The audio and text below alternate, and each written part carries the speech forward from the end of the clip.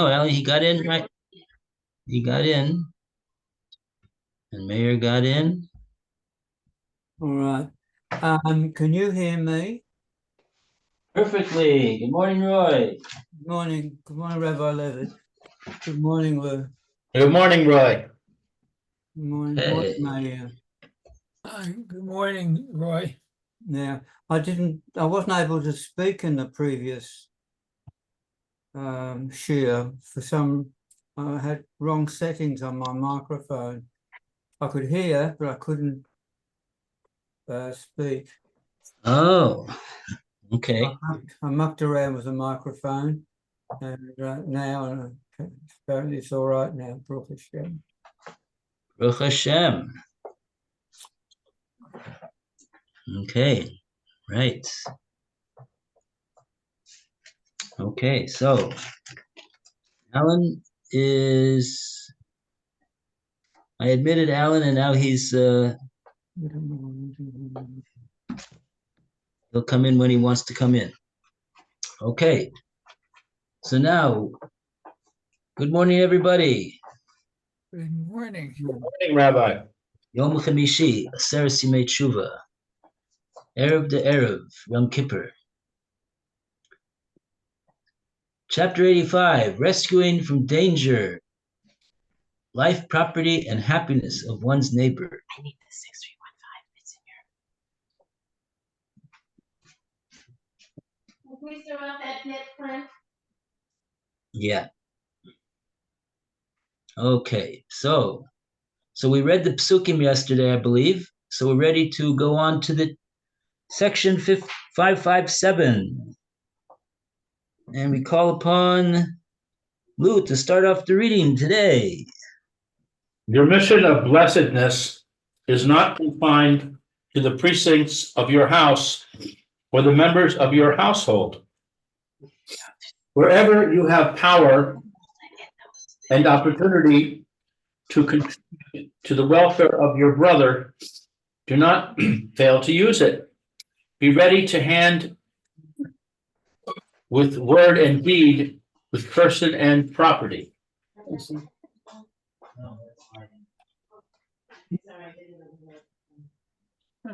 Hello?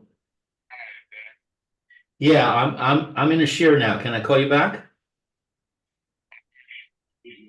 Okay, I gotta go on hold for a second.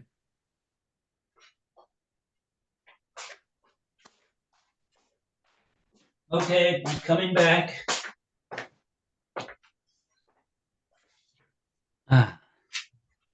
All right, sorry. Oh, Lou had to go away. Okay, that's what it's all about, Erev Yom Kippur. So he finished 557? Oh, no, not yet. Not yet. Oh. So good morning, Alan. Morning. Morning. Okay, great to have you with us. Thank you. Baruch Hashem. Glad to be here.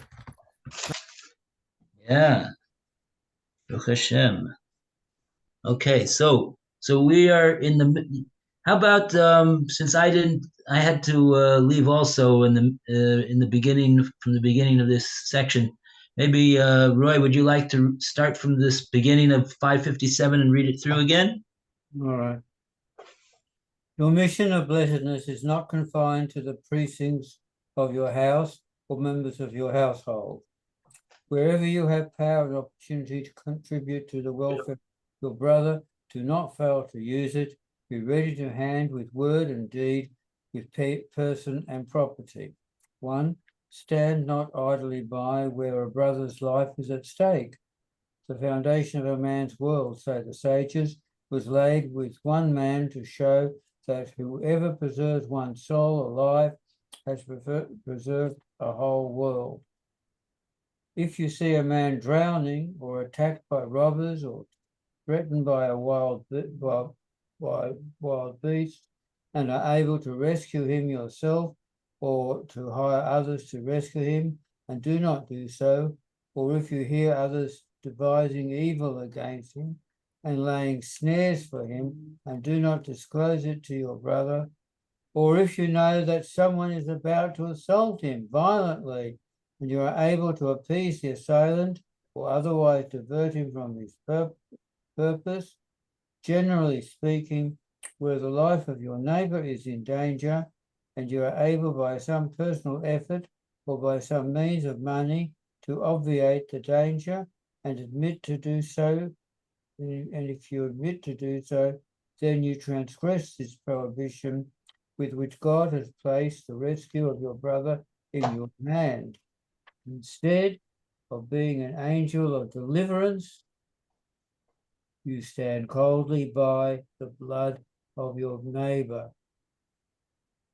You may save a man who is fleeing for his life, even by killing his pursuer, if there is no other way. We have references for these. Right. Okay.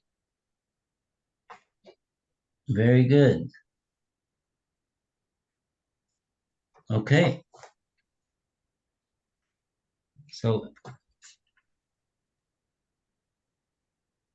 right.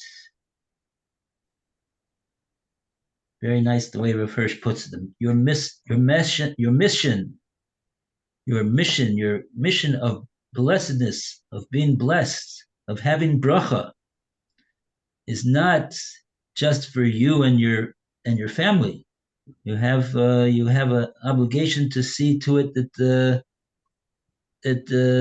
another fellow Jew also enjoys blessing and bracha.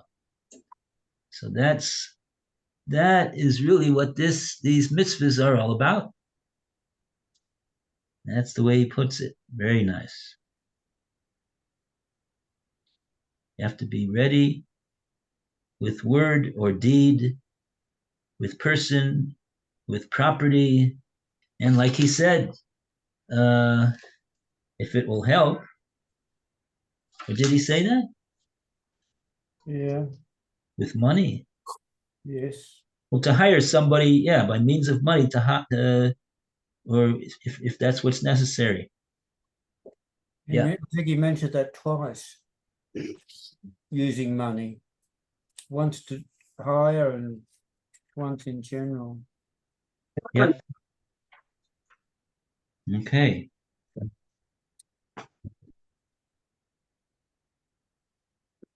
Very good. Okay, 558. And we go to Mayor to continue. Okay. It is a requirement of strict justice that you should not encroach on the property of your neighbor and should repair any damage you have done to it, but that you should protect the property of your brother from damage at the hands of others, and that where it has suffered such damage, you should not omit any opportunity that may offer of repairing it.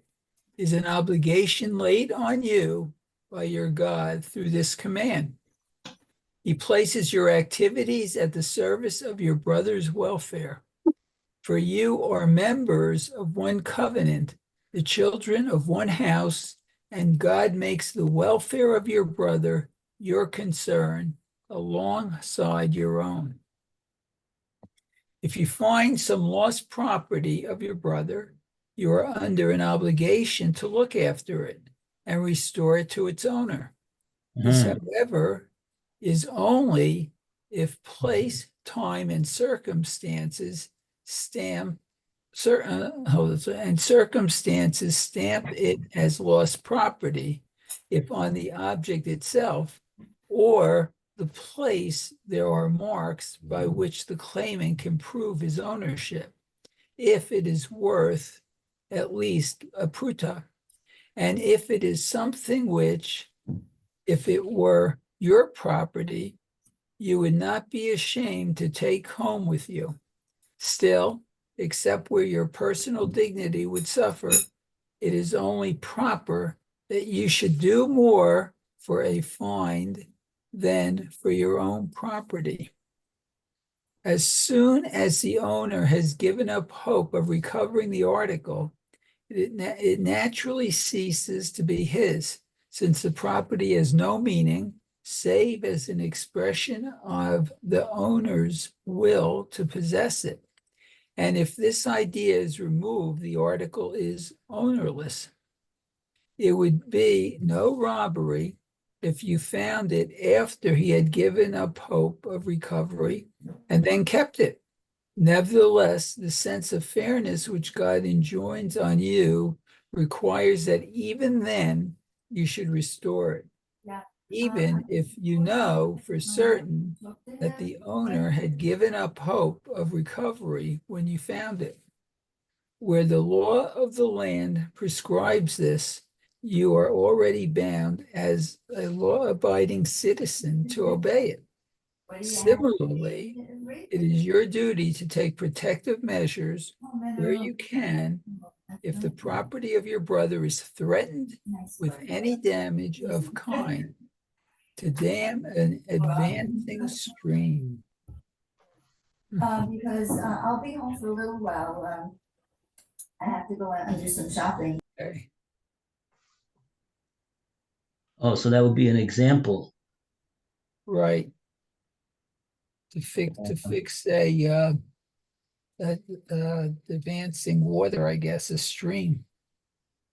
Somehow cover it up or Mhm.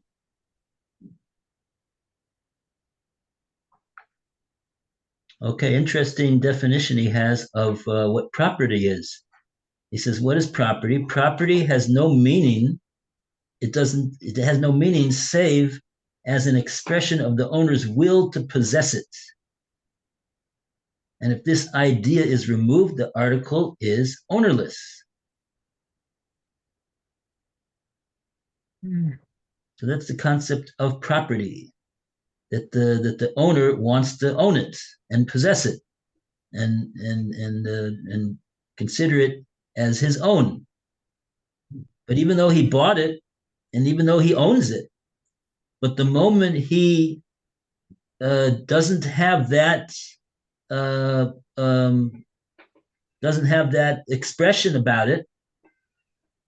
For example, is if he gives up hope, if it's lost, and he gives up hope of ever recovering the article, so then automatically it becomes Hefker.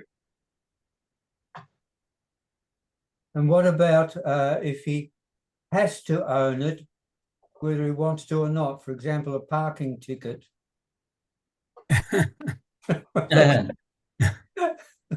I mean, he can't, if he throws it away, it's still his.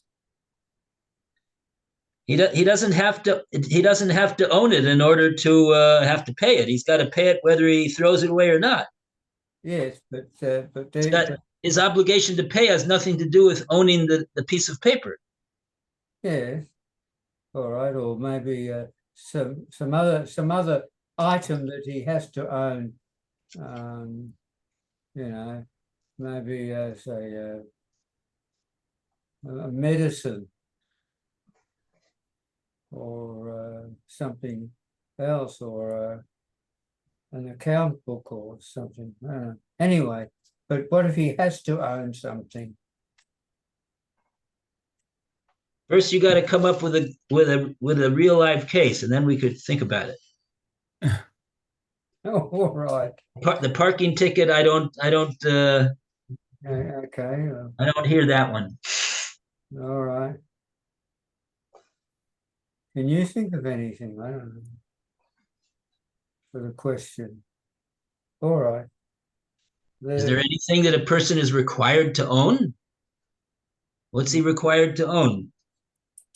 He's required to own to fill in.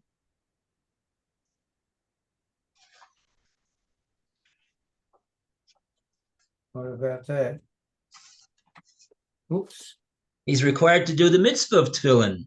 Yes, but you can't do without it. It's without owning to fill it or having ownership of it for a while. Yeah, well, practically speaking, it helps if he has a pair of tefillin that no one else needs to use. So then it makes it much easier for him to do the mitzvah. But I don't think that there's any mitzvah per se of owning tefillin. Mhm. All right. It's just it's just a useful and practical way to be able to perform the mitzvah when he needs to do it. Mm-hmm. All right. You're a hard man. Okay. Even an esrog, right? An esrog on Sukkot, on the first day of Sukkot. Yeah. So there's a chiyuv that in order for him to fulfill the mitzvah, it gotta belong to him. The pasuk says lechem, lekachtem lechem. The Yom Rishon creates hadar. Mm. So over there, you got a case where he's required to own the esrog in order to do the mitzvah. Let's say he's mafkir the esrog. What happens? If he's going to use that esrog now on Sukkot, after he was mafkir it, he's not going to fulfill the mitzvah. Mm-hmm. Because you got to own it. And if he expressed his desire to relinquish his ownership over that esrog, so it's hefker now, and a hefker esrog, he cannot fulfill the mitzvah unless he wants to pick it up with the intention of acquiring it. Which if something is hefker, that's what a person could do. That's what he's talking about right over here, Rav Hirsch. Even if Jew number one has already given up hope on recovering a lost item. So now, wherever it is in the world, it becomes hefker. And that means that another person that finds it, he would be allowed to keep it. He would be allowed to make an acquisition on it and keep it for himself. But there's a mitzvah, of course, even in that case, to return it because he knows that it belongs to the person, and the only reason that the person was miyayish is because he just didn't think that he was ever going to find it. But he would certainly appreciate if somebody would return it to him. He just doesn't know, how to go about recovering it. Okay.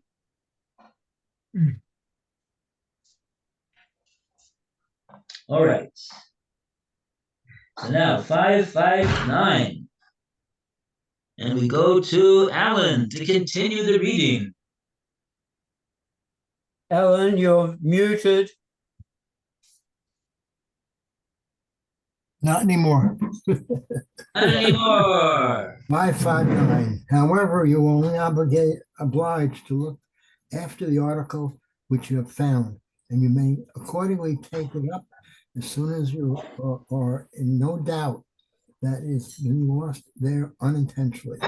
But as soon as it appears to you to have been put there purposely and is well protected, you dare not lay your hands on it, whether it has distinguishing marks or not. Even if you are in doubt whether it has been purposely put there or lost, you must not lay hands on it.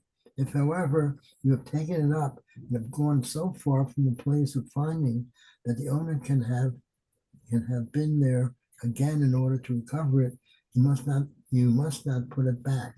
If it has distinguishing marks, you must have it proclaimed, and if not, you must keep it by you without using it. However, you have not gone away from the place, you must replace it. It is entirely unprotected and therefore must only have been put down for a moment and certainly forgotten that if it has distinguishing marks, it is your duty to take it and have it proclaimed. But where there are none either on itself or place that belongs to you, if you are certain that hope of recovering it has been given up, if you are not certain it may certainly be kept without being used. If the whereabouts of the article make it doubtful, you take it as recognizable article to be claimed by one that is not recognized, recognized able, you must you leave it alone, and if not taking it back, taking it, you must put it back.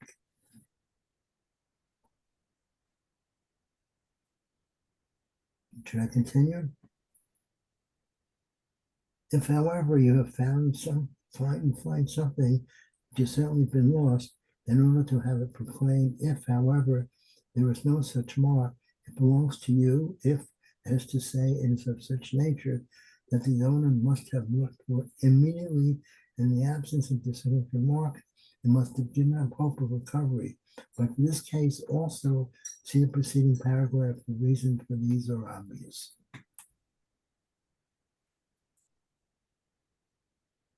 Okay, next is 560.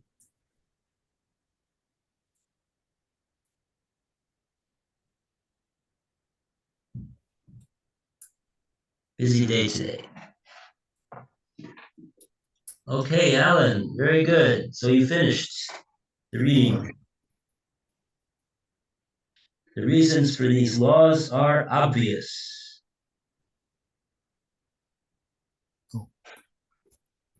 Lou, are we done with Rabbi Baum? Lou, we done with Rabbi Baum? Yes, today I'll pick you up at 4. Okay. Okay, 560, back to Lou.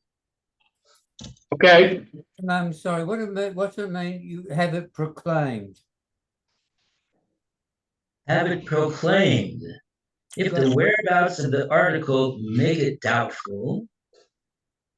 Oh, he's starting, I don't know what he means by it. Says it a few times. I think it means you have to go into a public place like the shul. You take a recognizable item to be proclaimed. Yeah, to be proclaimed, right? That's that's called the mitzvah of hachraza. You have to announce. We call it announce. Uh-huh. Okay. You have to announce by by any reasonable means necessary. Generally, used to be you put a sign in the shul. I found the following item, a Shabbos Aveda.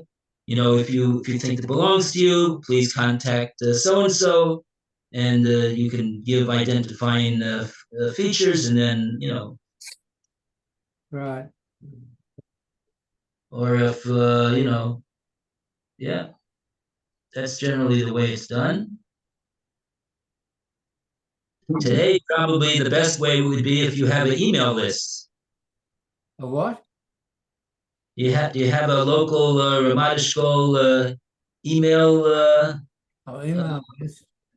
And people say, I need a ride to, Kiryat Shmona tomorrow morning. Maybe you could take me, or or I'm looking for a good plumber. Yeah, anybody recommended somebody? So you can also put there on the email. I found the following item. If it belongs to you, please contact me. I think that would be even a much better way, because people are always looking at their emails much more than they're looking on the notice board in the shul, especially if it's in Hebrew. How do you like all these announcements that are in Hebrew, and you say, "Oh, Right. Yes, I do. Uh-uh. yeah." Um, yeah. This could be a idea for something like this. Somebody who, okay, anyway, it hasn't been done yet, but or maybe it has been done. I just don't know about it.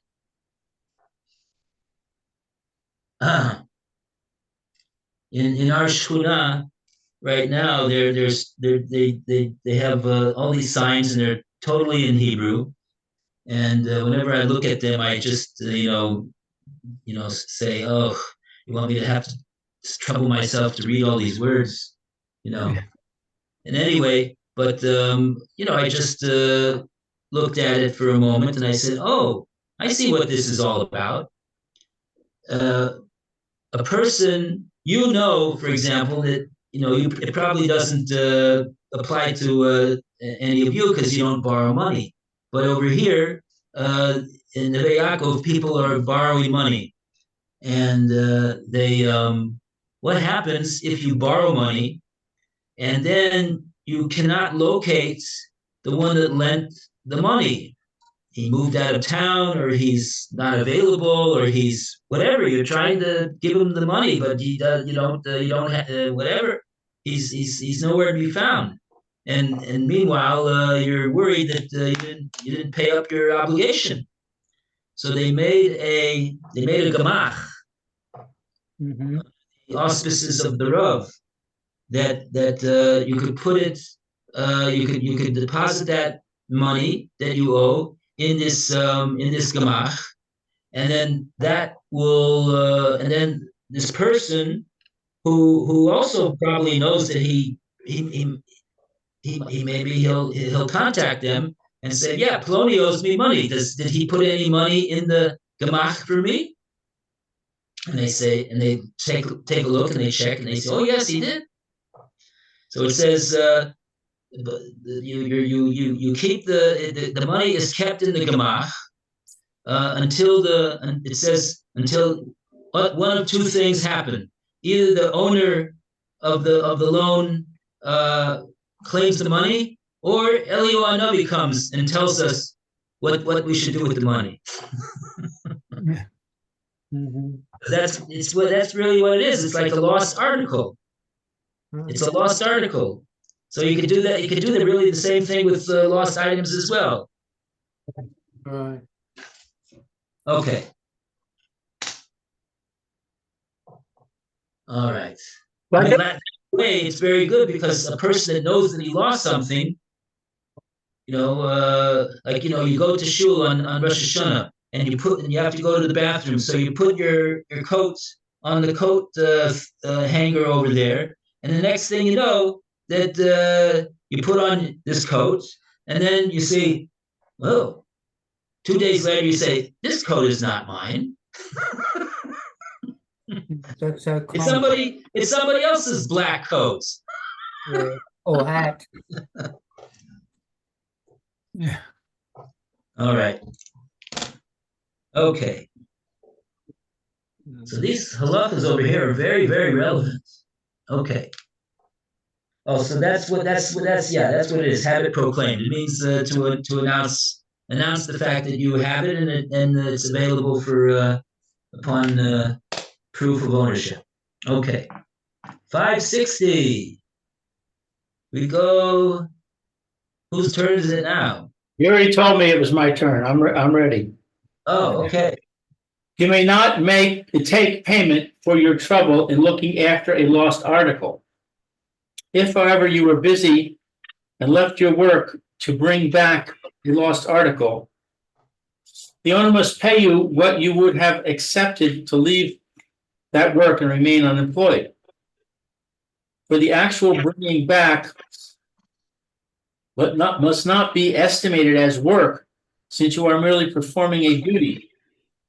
If, however, you are busy and the owner is not available, nor is any authority at hand to whom you might turn for determining your compensation for the loss of your work, then the law does not lay upon you the duty of bringing back the article, but you can let it stay where it is and remain at your work.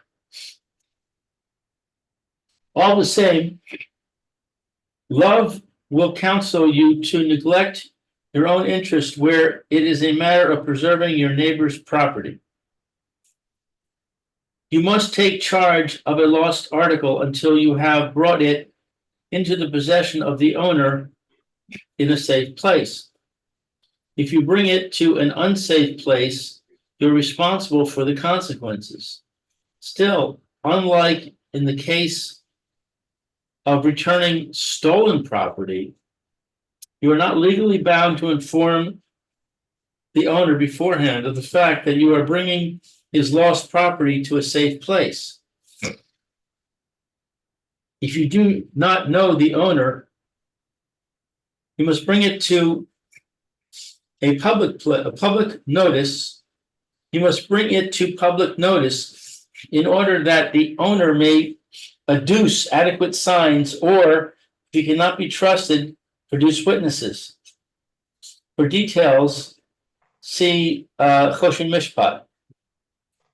If no owner comes forward, you must keep by you what you have found without using it. And you must see that it does not receive damage and that it is looked after for the profit of the owner if it is productive, e.g., a sheep for wool, etc. It is an animal, and the cost of keeping it can be defrayed out of what it produces. You can, for 12 months, utilize the produce for its benefit and keep the surplus for the owner. After that, you value the produce and undertake the care of the animal for your joint reckoning.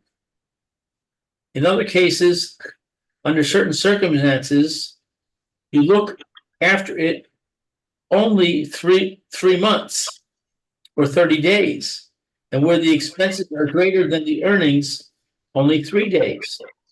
Then you sell it in the court or even out of court for the benefit of the owner, and you can then use this money, if you like, as a loan. What you have laid out on behalf of the owner, you are entitled to have made good to you. In all these cases, however, the law of the land is to be considered.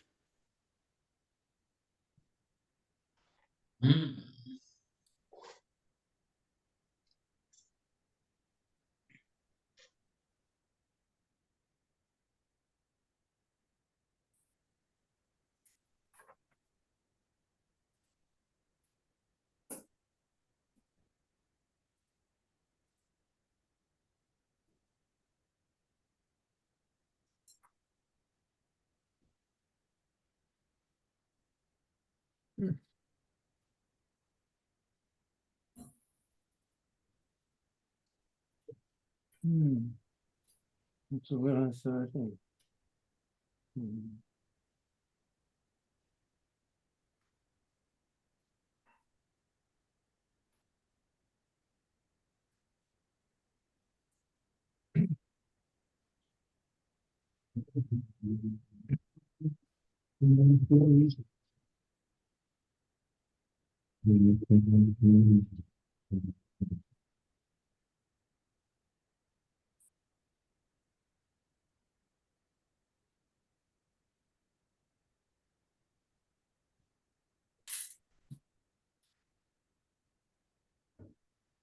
Rabbi, I can't hear you.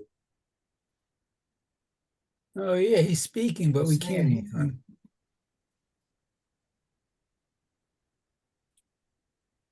Number 561, right? Rabbi, can you hear us?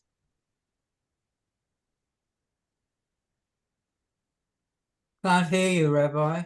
We see you. He's not saying anything. Now he is. Yeah, we still can't hear him, though. Can you hear us? Rabbi, nod your head if you can hear us. Oh, now I can hear everybody. Now we can hear you. We hear you. Okay. We The only didn't- thing I did was I pressed a thing that said to check it out. So I checked it out, and now it checks out. Yay. How about that? We had no idea what you said in the last minute or so. Right. Number That's pretty good 561. service. Good service. Yes, it is. Okay. Oh, I see that it's time. Very well.